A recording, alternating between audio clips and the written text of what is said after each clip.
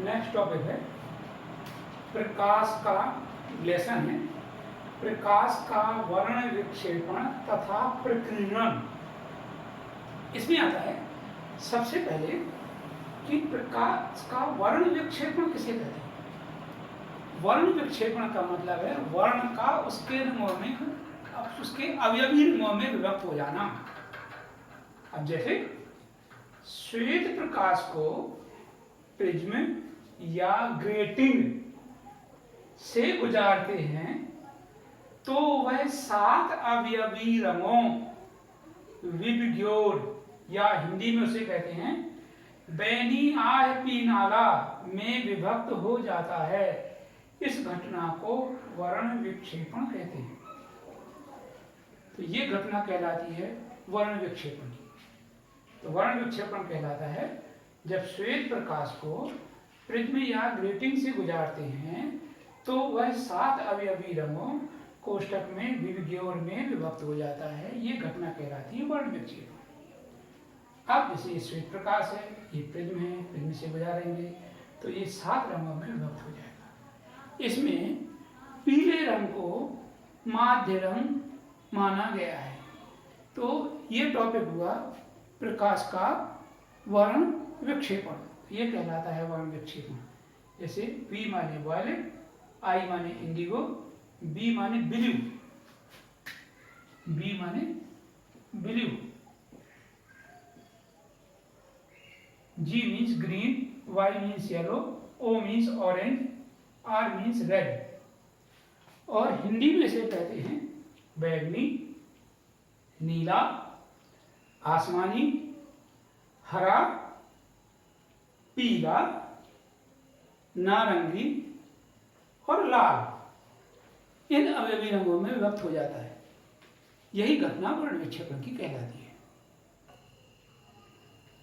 ये है प्रिज्म के पदार्थ के अपवर्तनांक का सूत्र। ये परीक्षा में आता है, बहुत इंपॉर्टेंट है, 5 नंबर में आता है। देखिए ध्यान से, ABC प्रिज्म का मुख्य परिच्छेद है। इसमें A प्रिज्म कोण कहलाता है, PQ आपतित किरण है, इसमें MQE अविलंब है। विरल माध्यम से ये पदार्थ माने कांच का बना है, मान लो कि कांच की प्रिज्म है, तो हवा से कांच में जाती है तो इस अविलंब की ओर झुक जाती है, तो ये अविलंब की ओर झुक जाती है। फिर NRE इस पर लंब डाल दिया, किस पर, R बिंदु पर। तो फिर ये कांच है, ये हवा है, सघन माध्यम से विरल माध्यम में जाती है, अविलंब से दूर हट जाती है। तो आपतन कोण हवा में ये I1 है, ये माना कि निर्गत कोण है। यदि यहां से रास्ता बदल दिया जाए तो फिर ये I2 हो जाएगा, ये R1 है, ये R2 हो जाएगा। तो यहां से देखिए ध्यान से, ये पूरा सम्मुख कोण है, कौन सा, DQE, माने DQE किसके बराबर है, I1 के बराबर। इस I1 में से ये R1 निकल गया तो ये बचा कोण कौन सा, DQR बचा I1 माइनस R1। अब देखिए ये I2 है तो ये पूरा कोण I2 है, ये भी सम्मुख कोण है। इसमें ये R2 निकल गया तो ये कोण बचा I2 माइनस R2। डेल कहलाता है विचलन कोण। विचलन कोण कहलाता है जब आपतित किरण को, आप विचलन कोण की परिभाषा होती है, आपतित किरण और निर्गत किरण के बीच बनने वाले कोण को विचलन कोण कहते हैं। तो कैसे निकालते हैं, आपतित किरण और निर्गत किरण के बीच जो कोण बनता है उसको ज्ञात करने के लिए आपतित किरण को आगे की ओर बढ़ाते हैं और निर्गत किरण को पीछे की ओर बढ़ाते हैं। तो इनके बीच में जो कोण बनता है वो विचलन कोण कहलाता है। जैसे ये आपतित किरण को आगे की ओर बढ़ाएंगे और निर्गत किरण को पीछे की ओर बढ़ाएंगे तो ये विचलन कोण डेल कहलाता है। तो ये है इस चित्र के बारे में जानकारी। ये एक प्रिज्म कोण है। ये मैंने लिखा है ABC प्रिज्म का मुख्य परिच्छेद है जिसमें A प्रिज्म कोण है। पदार्थ का अपवर्तनांक n है। तो स्नेल के नियम से एन बराबर साइन I1 बटे साइन R1, माने हवा से कांच में जा रही है तो एन या ANG या ANM एक ही बात है, साइन I1 बटे साइन R1 ऐसी जाएगी तो भी हवा से कांच में जाएगी, तो एन बराबर साइन I2 बटे साइन R2 एक ही बात है। एन बराबर साइन I1 बटे साइन R1 बराबर साइन R2 बटे साइन I2 बटे साइन R2। अब देखो त्रिभुज DQR में ये भुजा को आगे बढ़ाया गया है। बढ़ी हुई भुजा संगत भुजा के साथ जो कोण बनाती है उसे बहिष्कोण डेल कहते हैं। तो डेल जो त्रिभुज का बहिष्कोण अभिमुख अंतः कोणों के योग के बराबर होता है, तो डेल बराबर हो जाएगा I1 minus R1 plus I2 minus R2। तो DQR में डेल बराबर I1 minus R1 plus I2 minus R2।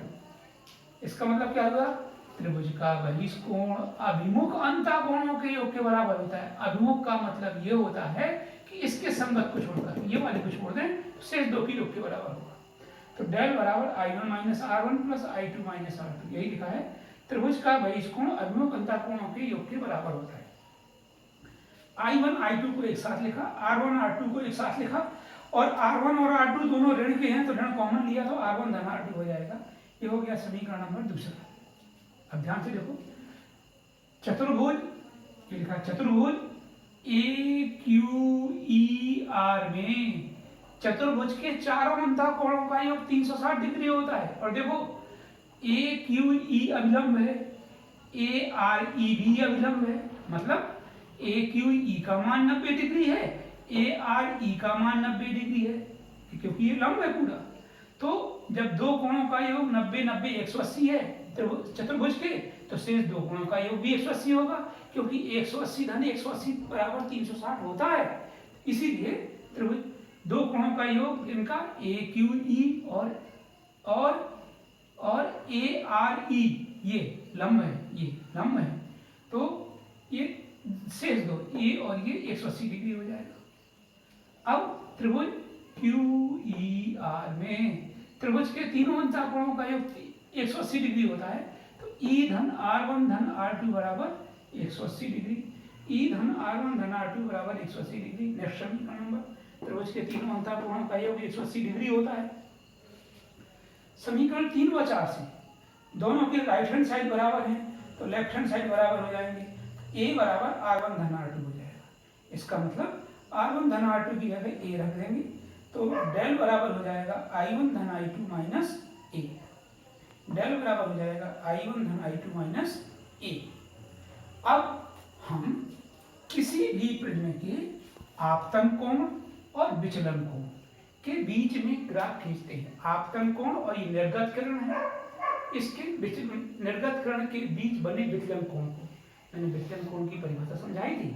आपतित किरण और निर्गत किरण के बीच बने कोण को विचलन कोण कहते हैं। कैसे निकालते हैं? आपतित किरण को आगे की ओर बढ़ाते हैं, निर्गत किरण को पीछे की ओर बढ़ाते हैं।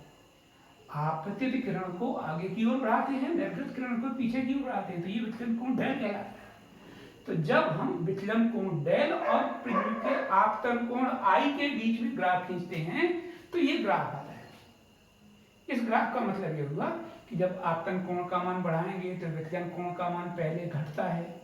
एक विशेष आपतन कोण पर विचलन कोण का मान न्यूनतम होता है।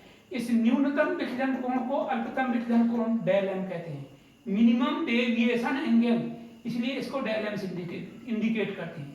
इसके बाद आपतन कोण का मान और अधिक बढ़ाते हैं तो विचलन कोण का मान फिर बढ़ने लगता है। यही मैंने लिखा है, आपतन कोण I का मान बढ़ाने पर पहले विचलन कोण घटता है, देखो ये घटता है, फिर एक विशेष आपतन कोण पर विचलन कोण न्यूनतम होता है, एक विशेष आपतन कोण पर विचलन कोण न्यूनतम होता है, फिर और आपतन कोण बढ़ाओगे इसके बाद फिर विचलन कोण फिर बढ़ने लगता है। तो इस न्यूनतम विचलन कोण को अल्पतम विचलन कोण डेल m कहते हैं। तो जब डेल बराबर डेल m मतलब विचलन कोण अल्पतम विचलन कोण के बराबर होता है, तो क्या क्या बराबर होता है? देखो ये कोण इस कोण के बराबर होगा, ये कोण इस कोण के बराबर होगा, और जो ये बीच से प्रिज्म के बीच से जो किरण जाती है, माने कौन सी किरण? QR आधार के समांतर होगी, माने QR समांतर हो जाएगा BC के। यही मैंने लिखा है, जब विचलन कोण के बराबर होता है तो I1 बराबर I2, ये कोण बराबर होंगे, R1 बराबर R2, ये कोण बराबर होंगे, और QR भुजा BC के समांतर है, समांतर का चिन्ह है, तो QR ये भुजा BC के समांतर होती है। तो डेल बराबर डेल M रख दिया, समीकरण 5 और 6 से, इससे देखो डेल बराबर डेल M रख दोगे तो R2 की जगह R1 रख दो या R1 की जगह R2 रख दो, एक ही बात है। तो R2 की जगह माना हमने R1 रख दिया, तो A बराबर क्या हो गया, R1 धन R1 माने 2R1, तो A बराबर 2R1, तो R1 बराबर A/2। अब इसमें देखो डेल की जगह डेल M कर दिया, तो डेल M बराबर I2 की जगह I1 किया, तो डेल M बराबर I1 2I1, तो डेल M बराबर 2I1 माइनस A, तो डेल M बराबर 2I1 माइनस A, तो I1 बराबर A प्लस डेल M/2। ये I1 और R1, ये I1 और R1 के मान इस समीकरण 1 में रख दिए। तो अब देखिए आप, तो प्रिज्म के अपवर्तन का अब सूत्र हो जाएगा, ये हम मान रखेंगे, तो n बराबर साइन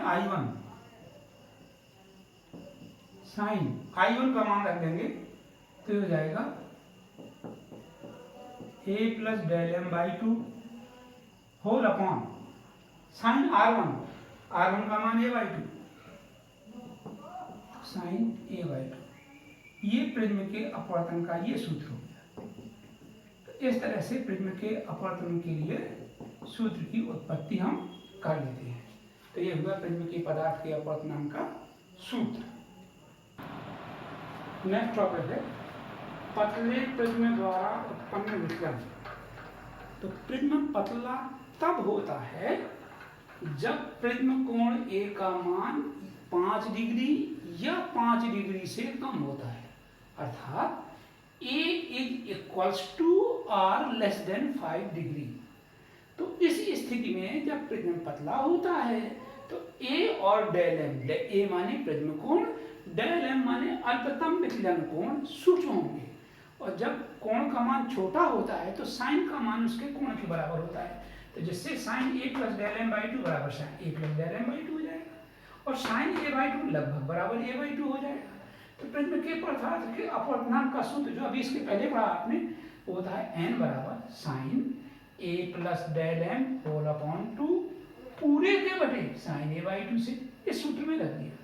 तो n बराबर हो जाएगा A plus del M/2 whole upon A/2, 2 से 2 कट जाएगा, तो Na बराबर हो जाएगा A प्लस डेल M, तो डेल M बराबर हो जाएगा Na माइनस A, तो डेल M बराबर हो जाएगा n-1 इंटू A। तो ये हो जाएगा प्रिज्म के अब विचलन, न्यूनतम विचलन कोण का ये हो गया सूत्र, डेल M बराबर n-1 इंटू A। तो ये है पतले प्रिज्म के अपवर्तन का सूत्र। तो ये आपके शायद समझ में आ गया होगा। तो ये है पतले प्रिज्म के अपवर्तन का सूत्र। नेक्स्ट है प्रिज्म द्वारा श्वेत प्रकाश का वर्ण विक्षेपण। तो जैसे अभी आपको इसके पहले पढ़ाया था कि जब किसी श्वेत प्रकाश को किसी प्रिज्म से गुजारते हैं, ये ABC प्रिज्म है, किसी प्रिज्म से गुजारते हैं तो यह श्वेत प्रकाश अपने 7 अवयवी रंगों विबग्योर में विभक्त हो जाता है, विबग्योर में विभक्त हो जाता है। इस सबसे नीचे होती है बैगनी, उसके ऊपर होता है रेड कलर, लाल रंग। इस घटना को वर्ण विक्षेपण कहते हैं। अब एक वैज्ञानिक थे कॉची ने पदार्थ रंगों के अपवर्तनांक और उसके तरंग दैर्घ्य के बीच में एक व्यंजक सूत्र बनाया था। वो था n बराबर A धन B बटे लैम्डा स्क्वायर, जहां A व B नियतांक हैं एवं लैम्डा तरंग दैर्घ्य है। अभी आपको विद्युत चुंबकीय स्पेक्ट्रम में समझाया था कि बैगनी रंग की तरंग दैर्घ्य सबसे कम लगभग 4000 एंगस्ट्रॉम, इसके बीच में 7 रंग होते हैं और अंत में होता है लाल रंग, इसकी तरंग दैर्घ्य 7800 एंगस्ट्रॉम होती है। इसका मतलब ये हुआ कि लाल रंग की तरंग दैर्घ्य बैगनी रंग से लगभग दुगनी होती है, माने बहुत ज्यादा होती है। तो lambda R is very very greater than lambda V. तो जब तरंग दैर्घ्य बड़ी होगी तो अपवर्तनांक छोटा होगा, तो एन वी, अब यदि आप एन आर के रूप में लिखोगे, जैसे लैम्डा आर है तो ऐसे लिख दो N R is less than N V. इसका मतलब क्या होगा, बैगनी रंग का अपवर्तनांक अधिक होगा लाल रंग के अपवर्तनांक से।